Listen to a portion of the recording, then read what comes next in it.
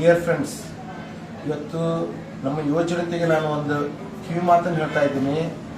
ಇದು ನಿನ್ನೆ ದಿವಸ ಗಣಪತಿ ಹಬ್ಬದ ವಿಸರ್ಜನಾ ಸಂದರ್ಭದಲ್ಲಿ ಈ ಕೆರೂರಿನ ಯುವಕ ಆ ಡಿಜೆ ಸೌಂಡಿನ ಮುಂದ್ಗಡೆ, ಆ ಸೌಂಡ್ ಬಾಕ್ಸ್ ಮುಂದ್ಗಡೆ ಹೋಗಿ ನಿಂತುಕೊಂಡಿದ್ದಾನೆ. ಕೇವಲ ಒಂದು 15-20 ನಿಮಿಷ ನಿಂತ್ಕೊಂಡಿದ್ದಾನೆ. ಆ ಡಿಜೆ ಸೌಂಡ್ಗೆ ಇವನು ಎರಡೂ ಕಿವಿಗಳು ಪೂರ್ತಿಯಾಗಿ ನಾಶ ಆಗಿದೆ. ಇವತ್ತು ನಾನು ಏನ್ ಮಾತಾಡ್ತಾ ಅವ್ನಿಗೆ ಏನು ಗೊತ್ತಾಗಲ್ಲ. ನೀವು ನೋಡ್ಬೋದು ಅವನ ದೃಷ್ಟಿ ಯಾವ ತರ ಇದೆ. ಈ ವ್ಯಕ್ತಿಯ ಕಿವಿಗಳು ಎರಡೂ ಹೋಗಿದ್ದೇವೆ.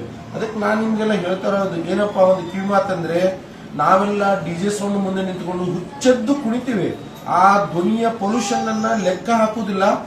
ಇದು ಈ ಯುವಕನ ಮೇಲೆ ಆದಂತ ಒಂದು ಪರಿಣಾಮ. ಆದ್ರೆ ಚಿಕ್ಕ ಮಕ್ಕಳ ಮೇಲೆ ಏನಾಗ್ತದೆ ಅಂತ ನಾವು ಯಾರು ವಿಚಾರ ಮಾಡೋದಿಲ್ಲ.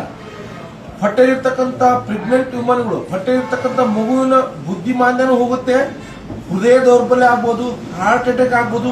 ಇವತ್ತು ಇದು ಒಂದು ಜ್ವಲಂತ ಉದಾಹರಣೆ. ನನ್ನ ಮುಂದೆ ಕುಂತಿದ್ದಾನೆ ಈ ವ್ಯಕ್ತಿ. ಅವನು ಎರಡು ಕಿವಿಗಳು 95% ಹೋಗಿದೆ, ಕೇವಲ 5% ಅವನು ಜೋರಾಗಿ ಮಾತಾಡಿದ್ರೆ ಮಾತ್ರ ಕೇಳುತ್ತೆ.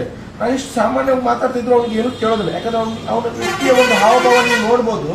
ಆ ವ್ಯಕ್ತಿಯ ಪೂರ್ತಿಯಾದಂಥ ಕಿವಿಗಳು ನಾಶವಾಗಿದೆ.